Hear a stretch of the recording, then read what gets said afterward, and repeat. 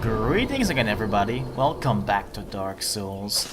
We have bested Artorias using questionable tactics, but this time, instead of picking up where we left off, we'll talk to Liz first, our favorite talking mushroom.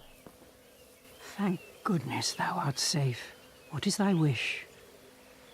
I offer thee my all. Thou art from a time far, far ahead. There are many things I wish to ask, but I know that I must not. The perils of our time are overwhelming enough. Was thine eye glancing hither? Thou needst not hide thy wonder. I am a mushroom, after all.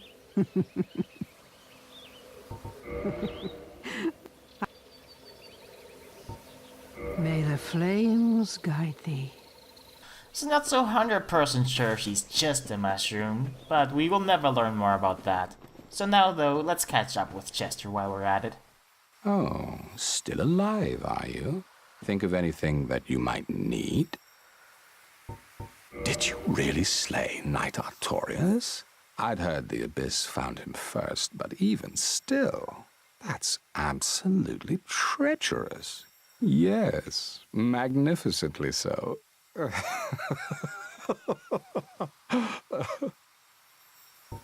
Believe it or not, Oolacile has brought the Abyss upon itself, fooled by that toothy serpent. They upturned the grave of primeval man and incited his ornery wrath. What could they have been thinking? But to you and I, it's all ancient history. You have to ask yourself, does it really matter?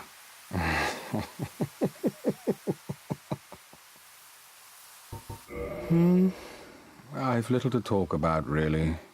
Oh, you know me. What do I know? So long. So long, Chester. You're not creepy at all. So not creepy, in fact, that I completely forgot to point out your really fucking creepy laugh, which is all too common in Dark Souls. But hey, here, where we fought Artorias, someone who's there, kneeling in front of what appears to be a grave marker. You. Is that not the soul of the man who fell on this spot? He was a dear friend. I wish to pay proper respect with that soul. Would you be willing to part with it?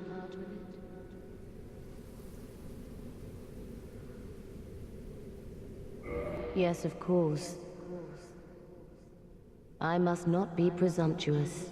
Artorias would not have approved. What is it? Something else? Have you changed your mind? Then you have no business with me. So if we answer her question with yes and give her the soul, she will give us both of her weapons. Now, if we instead decide to murder her, we get both her weapons, get to keep the soul, and also get her armor. So guess what, well, we'll be doing.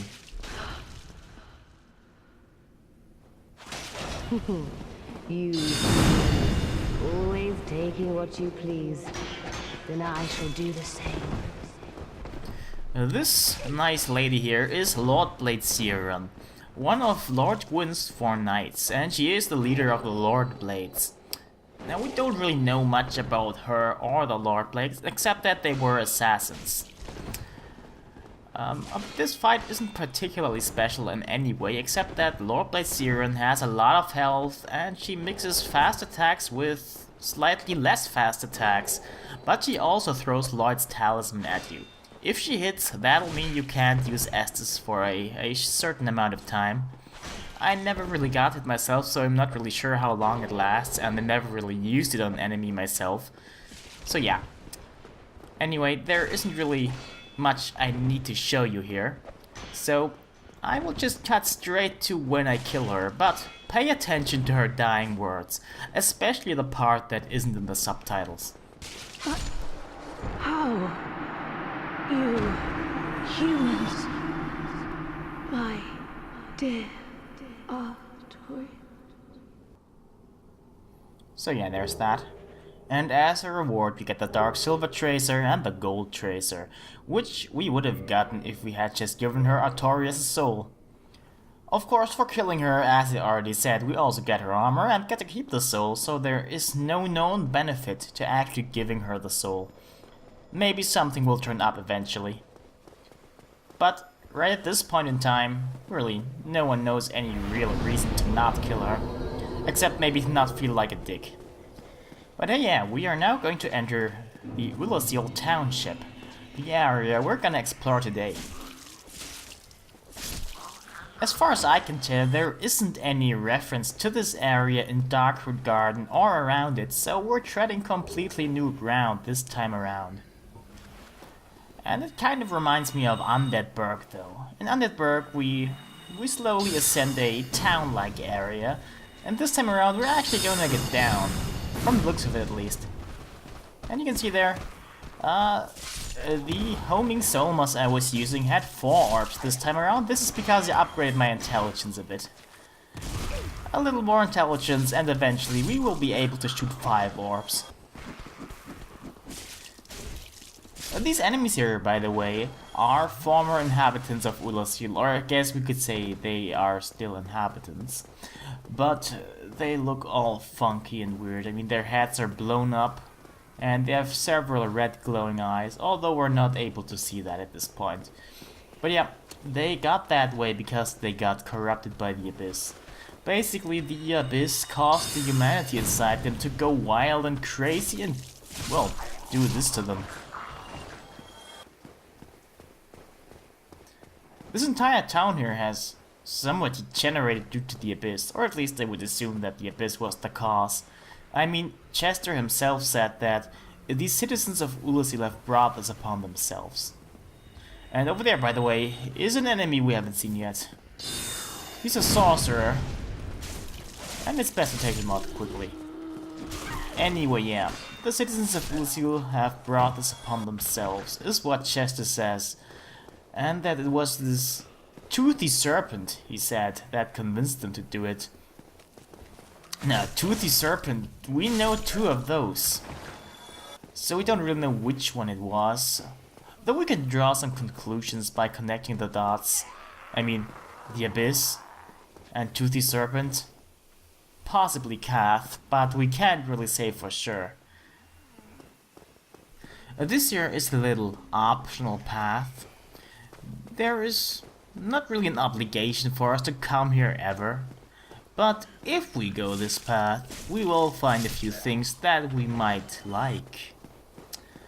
If we had gone down the normal path, we could have skipped all this, and eventually this path here will join back up with the regular path, and we will, well, come out where we need to be. But first, let's just walk and drop and tumble around the spot. And right there is another one of those sorcerers. They shoot pretty nasty abyss magic. Abyss magic has, well, in addition to magic damage, it also does physical damage to some degree, which means that it depletes the stamina of our shields, which is quite nasty. And the spells themselves do really, well, let's just say they do a lot of damage. A little too much, in fact. They might even kill us with 1 or 2 hits. Using a shield that blocks a lot of magic definitely helps here though. So, when dealing with those, it's best to take cover, like I do right here. And when you kill them, they have a chance to drop their catalyst. But that catalyst is identical with the one we're using right now, except it looks a little bit different. Other than that though, it has the exact same stats. They do of course also have the chance to drop their helm? Their head, I guess? Which looks quite interesting, I have to say. Hopefully I will be able to show that off at some point, but the chance of them dropping it is very rare. You just saw there that their spells hit very hard, and even if you block them, well, our stamina gets drained. That makes those guys fairly dangerous. Of course, once you get close to them, they're not as much of a problem, but they can poison you. But yeah, for some odd reason, all of the chests here are already open, except this one, which contains the Dark Orb spell, which happens to be the spell they are using. So now we also get to use Sweet Abyss magic. And you know what? Once we rested at the bonfire, I will probably attune that spell just to show it off right there. Now, around this corner appears to be one of those spellcasters, only he doesn't notice us. So yeah, let's take care of him like that. He's a special one though, he never attacks and he drops the I'm sorry carving. Those carvings are a new addition that came with Artorias of the Abyss. Essentially, they let you, well, throw down a small wooden carving and a voice clip gets played back. In this case, it would say, I'm sorry. We, however, have no real reason to apologize, except maybe to that guy we just shoved off a ledge. But anyway, so we probably won't be using it. We could use that one carving we now have as many times as we like, by the way, so there's no need to buy or find more than that one. However, we can also find different kinds of carvings. For instance, there are some that say, well, things like hello or thank you. So yeah, we will be happening across those eventually. You might have noticed that I cast a light spell a couple moments ago and you might be wondering why. Well, there is a reason. There's something odd about some of the walls in this area. You'll see. Well, yeah, if we carry a light source with us, in this case it's just a light spell, but any other light source will work as well, some walls will just disappear. I think there's actually only 2 walls like that, but yeah, we got the silver pendant out of it. And the silver pendant actually deflects abyss magic. So yeah, if we were to use it, we could now actually deflect the magic and it wouldn't even bother us. Of course, only for a short period of time, every time we use it. So we now join back with the main path of this area, but we're going backwards for now. Because, well, there's some stuff we will want to pick up here. Firstly, this mimic here. Now, some interesting, well, little tidbit about mimics. They actually only show up after Sense Fortress. I mean, geographically speaking, not by gameplay progression. But they also show up here in Oolacile, in the distant past. I wonder if there's some reason for it. But I'm really not sure. But yeah, we get another carving and we're now being invaded by Marvelous Chester, our dear friend. How could he? Fighting Chester can be kind of tricky. He has a little trick up his sleeve, you've already seen it of course. He has a little sweep kick, which greatly drains our stamina whenever we're hit by it while blocking. Of course, when we're hit by it while not blocking, I reckon we will probably lose a bit of our health and get pushed back as well. But I never let that happen myself and I don't plan on letting that happen. Actually, yeah, I let it happen right there. But anyway, if you get close, he will do a sweep click. And if you get farther away, he will just shoot at you with a sniper crossbow. So it's best to stay at kind of close range or have a weapon that is kind of medium range so you can attack him even though he's sweep kicking. All in all though, if you have a way of dealing with a kick, Chester isn't too much of a problem, because other than that, he's only using ranged attacks. And oh hey, look at this. We are being invaded by an actual human this time around. While we're already fighting off another invader. But from the looks of it, Chester's gonna die fairly soon. And yeah, actually there he is dead. An odd bit about Chester's invasion though, he doesn't drop anything, not even humanity. So yeah, now, time to deal with our actual invader. Oh, look at this, he's using endgame spells. This is going well. Yeah.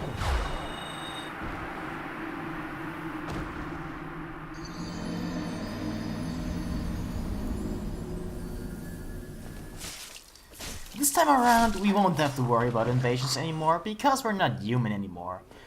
Luckily, there's also no real reason for us to be human anymore in this area, because the only thing that happens when you're human is Chester's invasion.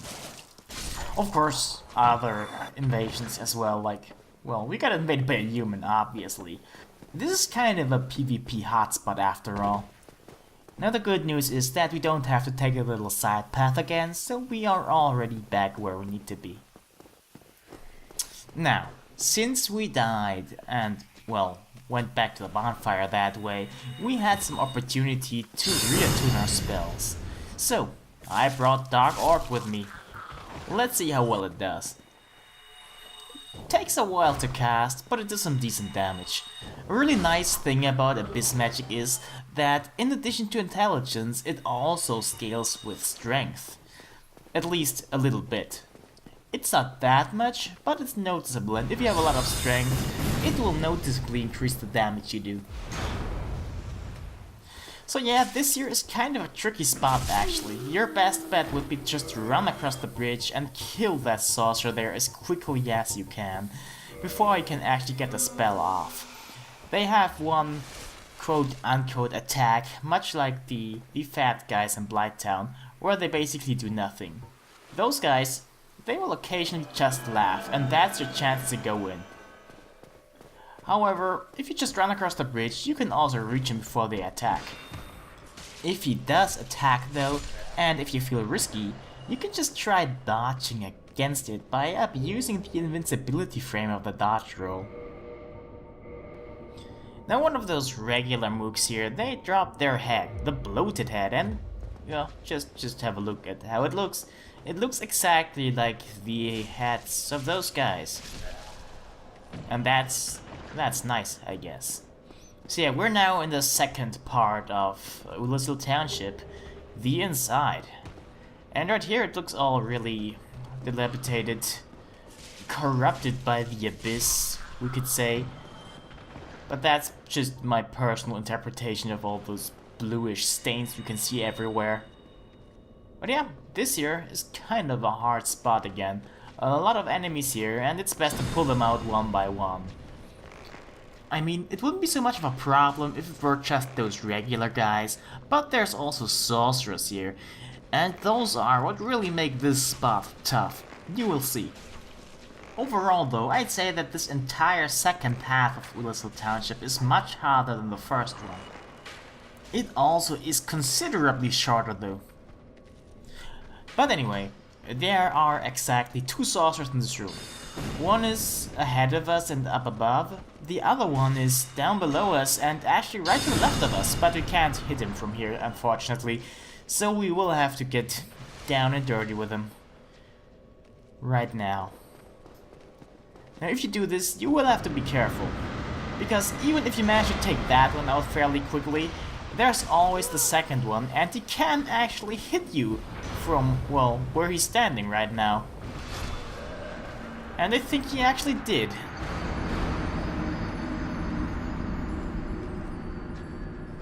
So I did say the one sorcerer was up above, but he actually dropped down to kill us. He sometimes does this, not always though. But anyway, the equipment we're using this time around is a Velka's set. We're using, well, Velka's armor set and also the weapon called Velka's Rapier. A Velka's Rapier is actually a pretty good weapon.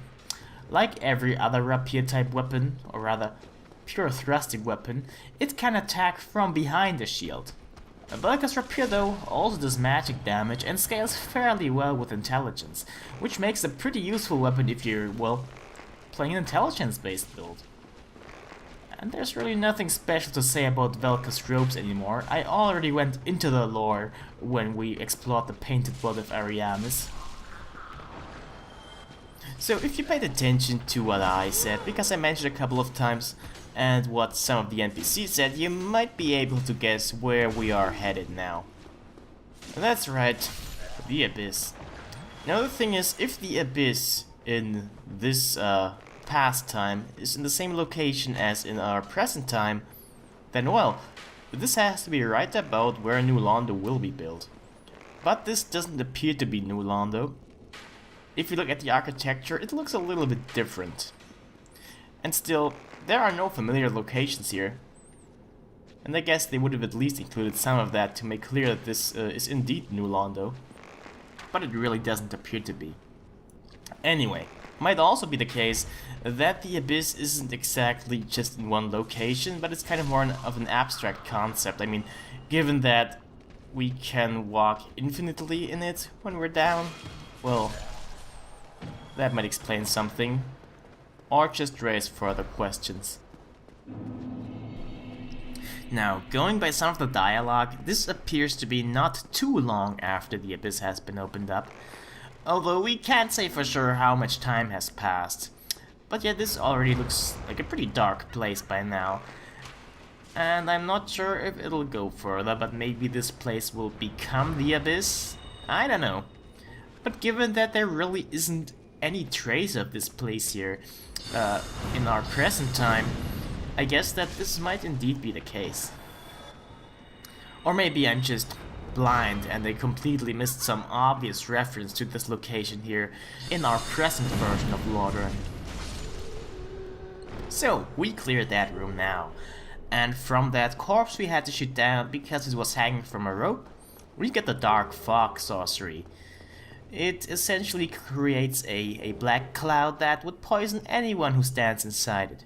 So essentially, it's a sorcery version of the Pyromancy Poison Mist. It works pretty much exactly the same. The only difference might be that it's affected by intelligence, but I'm not even too sure about that. Up those stairs is another little optional part of this area, by the way. And yes, I did cast light again, because there's another one of those walls that disappear when you bring a light source with you. But yeah, aside from that one wall, there's another good reason to come here. Because there's an item we need to actually access some part of Artorias of the Abyss. And it's kind of hidden, to be honest. It's right down there. But let's not go there just yet. Instead, explore the rest of this part up here. And hey, look at this. The wall disappeared. Isn't that nice? Now, this wall would have also disappeared if we had accessed it from that side. But we didn't. But yeah, as a reward we get a red titanite chunk, which I guess isn't really that impressive. But yeah, let's go. Oh, that wasn't intentional at all. So yeah, let's check out that part we skipped earlier. I already alluded to it, but even this completely optional part of the game, which is DLC, has an optional part in it. And the item we need to access this optional part is right in this chest here, which we will open right now, or rather, we will beat it up, because it's a mimic.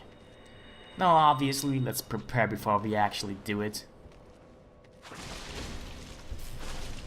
Another little interesting fact about mimics, by the way. In addition to whatever they always will drop, they also have a chance of dropping another, well, rarer item. And that item they can drop is, well, I'll just say I think it's awesome. And unfortunately this time, we didn't get it, which is very sad. But maybe another time, who knows. What we did get, however, is the crest key. And the crest key, it would open a door we could have exited at this point, but I can't have skipped it. If we exit the Artorias boss arena, and then went to the left up some stairs, the door would be right there. And this drop here brings us back on the right track, or rather, it brings us to the stairs back to the main hall, which are also the stairs we used to exit it. So now we can make progress, and I have no idea why this enemy is even there. I could have sworn I killed everybody, but maybe he only appears after we exit this little side area. But yeah, you can see here now this looks less and less like a town and more like just plain ruins. Over there is where we need to be. But first, let's head up this elevator. Because that way, we unlock a shortcut. We're now right back here near the first bonfire, but we don't need to be here. So let's actually go and end this. Right over there is our destination, but this is another tough spot. It is critical that we use arrows to lure out enemies, because if we get a little bit too close, those two sorcerers there on the stairs will shoot their magic at us, and we don't want that to happen because, well, we can deal with one of them and dodge, but two of them, that would be a lot of trouble. Way more than I'm willing to put up with. And if you think that charging ahead and hiding behind some pillars is a good idea, then you're in for a surprise. Because, well, at this point, I would actually expect you to be able to tell this, but there is of course an ambush waiting for us. So, no matter how you turn it, it's definitely best to use ranged attacks to take out those sorcerers and every enemy you can see, before actually going up ahead. Once you've taken those out though, you can pretty safely just go ahead and take out the normal fighter enemies there. If for some reason you can't use any ranged attacks because you don't have the capabilities to do so, it's probably for the best to just run in to aggro them, and then run back away, hoping they don't hit you in the back, so you can then hide here, until they get close enough for you to actually hit them. Of course, actually getting them to do this can be hard, because they don't always just follow you. In any case, you should bring a shield that has both the high magic resistance and the high stability. So yeah, pretty much all non-ranged approaches to the situation kind of force you to trigger the ambush. In this case, it went really well, but only because I already took out one of the sorcerers and that one other close range guy that was down there. But yeah, luckily now, we have that behind us. And there's one final challenge in this area waiting for us. Right in front of us is what probably qualifies as the boss of this area. Oolacile Township doesn't really have a proper boss with a health bar and all that, but this guy is still pretty damn tough. If you fight him at a close range, he will cause you quite some problems, because he hits very hard and he has quite a range as well.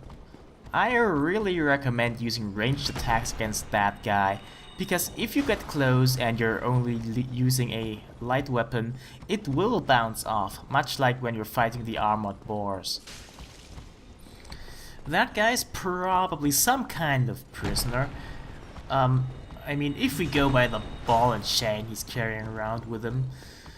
And then the Abyss came and made his humanity go wild, and it turned him into what he is right now. So now he's using the ball and chain as a weapon, and he also has kind of a wooden beam stuck into him, and I'm really beginning to wonder how that even happened. His design reminds me a little bit of Demon Souls too. Demon Souls is a lot darker than Dark Souls, by the way, as funny as that sounds. That guy also takes quite a few hits before he goes down, as you can see here. I do barely any damage. As far as I can tell, he is resistant to pretty much everything to some degree. And of course, in return, he hits very hard. If he would hit us, we would probably lose like half our health or something like that. Well, not exactly, I'm overestimating him here. But still, the point is he hits very hard. Pretty much every attack he has will knock you down. He does respawn, by the way. On the plus side, if you feel like it, you can just run past him and you don't actually have to deal with him. Sadly, his drops aren't really worth it. He only drops the chainmail set, and we already bought that from the undead merchant way back in the undead world, so there is absolutely no need for us to come back and defeat him ever again. But hey, for now we dealt with him. So now we can actually carry on and wrap this up, because this area is just about to end. Let's just wait for half an hour until this elevator here comes up. And hey, look at that! A last extended middle finger by the designers. This enemy does not respawn. He's only here this one time.